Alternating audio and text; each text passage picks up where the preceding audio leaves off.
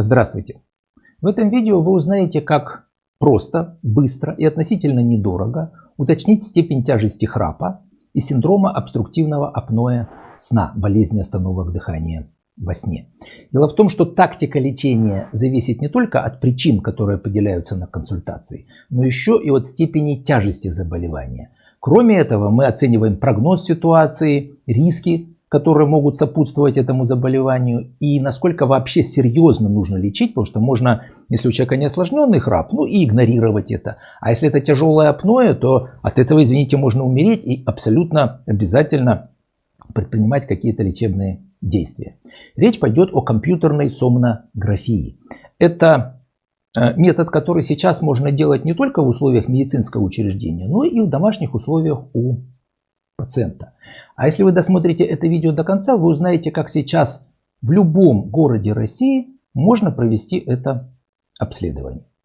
Меня зовут Роман Бузунов, я врач-сомнолог, профессор, доктор медицинских наук. Уже больше 30 лет я занимаюсь диагностикой, лечением храпа, апноэ сна, и других расстройств сна. Давайте прежде всего мы посмотрим короткое видео, всего чуть больше 3 минут, где я прямо на себе покажу, как я провожу это обследование, которое я сделал недавно в медиспа-отеле Майерведа, где я учил коллег как раз диагностике и лечению апноэ сна, и в частности и для себя решил тоже провести это обследование, и посмотрите, что же у меня, собственно говоря, происходит. Но сейчас вы увидите весь процесс постановки исследования, и что это достаточно простое, еще раз говорю, несложное исследование, которое сам человек может провести у себя дома. Итак, смотрим. Друзья, мне представлена возможность в медиспа-отеле Майерведа провести компьютерную сомнографию с прибором WatchPad. И я сейчас поставлю его на себя. Это, собственно, делает любой пациент в палате стационара или в домашних условиях. Я это делаю просто в номере медиспа-отеля Майерведа. Итак, мне даже не надо читать инструкцию, потому что я все знаю. Сначала мы берем датчик храпа и позиции тела, проводим его под футболочкой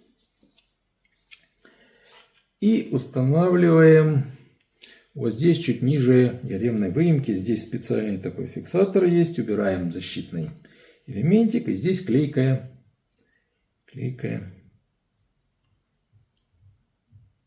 такая поверхность. Окей. Значит, дальше берем сам прибор. Все весьма несложно. Просто одеваем его на руку. Раз, два, три.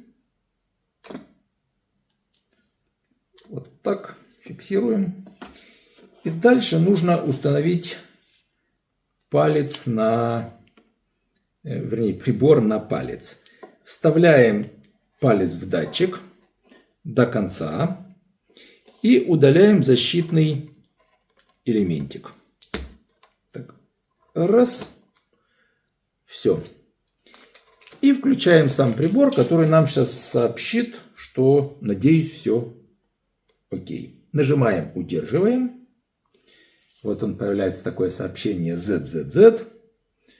И пациент такой-то, подождите, пожалуйста. Вы видите, наверное, изображение. Да? Ждем.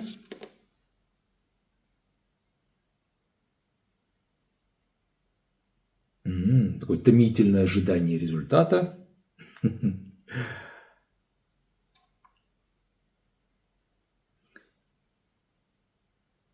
Причем тестирование прибора, по-моему, заняло больше времени, чем то время, которое на себя его устанавливал.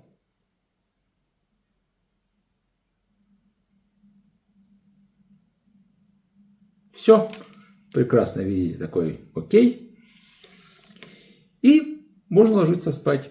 Так что пожелаю себе спокойной ночи. Как вы видите, вся эта процедура заняла у меня не больше 3 минут с установкой, инициализацией. Достаточно простая, комфортная, удобная процедура для диагностики нарушений дыхания во сне. Завтра мы все проверим. Как вы видите, все очень просто, быстро И после того, как я поспал с этим приборчиком, я отдал его персоналу. Вернее, как отдал, я сам расшифровал, потому что я сам же и учил. И автоматическая обработка, буквально нажал кнопочку, можно сразу получить результат исследования. И, конечно, тут хотелось бы вспомнить, как раньше диагностировалось апноэ сна. Проводилась так называемая полисомнография. Вы видите картинку соответствующую. На человека одевалась масса датчиков, порядка 18 датчиков. Сама установка датчиков занимала около часа. Это было не то, чтобы очень комфортно для человека спать во всех этих датчиках. Расшифровка потом занимала массу времени. То есть это было сложное, ну оно и есть, и дорогостоящее исследование. Я не то чтобы против него, я и до сих пор активно применяю полисомнографию, так как являюсь экспертом, и ко мне достаточно сложные пациенты приходят, у которых много сочетаний различных болезней. И, конечно же, в сложных случаях нужно проводить полисомнографию. Но если мы говорим о первичной диагностике храпа и апноэ сна, компьютерной сомнографии вполне достаточно. И я вам хотел сказать, что как же, собственно говоря, в любом городе России можно провести сейчас исследование. У нас появилась компания SleepScan, которая занимается, ну такое модное слово, аутсорсингом сомнологических исследований. Любой врач, если вы врач, может заказать исследование для своего пациента. Если, соответственно, есть представительство в каких-то крупных городах, то просто врачу, вернее, по назначению врача пациенту будет передан аппарат, пациент поспит с этим аппаратом, дальше данные будут скачаны, и заключение, вернее, не заключение, а анализ данных придет врачу, врач уже оценит ситуацию, поставит диагноз и назначит пациенту соответствующее лечение. Но обычно такие заявки приходят от сомнологов. Но более того, любой пациент может заказать себе исследование, получить эти, собственно, первичные данные, которые он потом передаст уже сомнологу. Может быть, это на какой-то очной консультации или даже дистанционно потом перешлет данные. Причем, как я сказал, эти исследования можно заказать в любом городе России, где есть вообще-то доступ в интернет.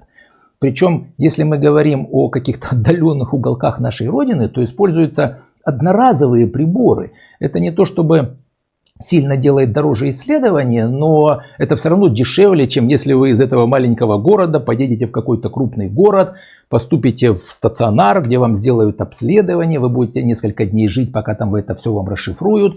То есть, я скажу, вы затратите гораздо больше денег и времени на то, чтобы съездить куда-то и сделать полисомнографию, чем если вы к себе закажете одноразовый прибор, с которым пройдете обследование, по интернету сбросите данные вашему лечащему врачу или сомнологу, и потом уже соответствующим образом очно или заочно проконсультируетесь. Так что еще раз подчеркну, что сейчас поставить диагноз храпа и апноэ сна достаточно легко. А это, еще раз подчеркну, чрезвычайно тоже важно, потому что без точного диагноза, без оценки степени тяжести состояния сейчас невозможно выбрать оптимальный метод лечения, комбинацию или последовательность методов лечения, которые приведут к тому, что избавят вас от храпа и апноэ сна. Всем желаю спокойного сна без храпа.